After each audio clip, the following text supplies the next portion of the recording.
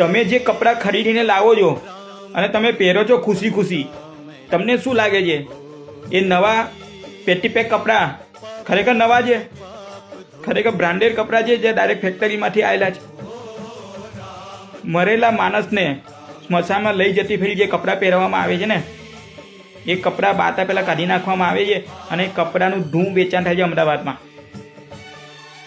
એક આખી ગેંગ પકડાઈ છે જે ઇન્દોર, ભોપાલ અને આખા મધ્યપ્રદેશમાં બધા સ્મશાનની અંદર જઈને જે મરેલો માણસ લાવવામાં આવે અને જે કપડાં પહેરવામાં આવે એ કપડાં કાઢીને બધા ભેગા કરવામાં આવે છે અને ઘી, ચંદન અને બીજી જેટલી ખુશ્બુ હોય એ બરાબર ધોઈ કરીને ફેક્ટરીમાં બરાબર ધોઈ નાખે છે એ લોકો. પછી ઇસ્ત્રી બિસ્ત્રી કરીને પેટી પેક કરીને તમને વેચવામાં આવે છે અમદાવાદમાં.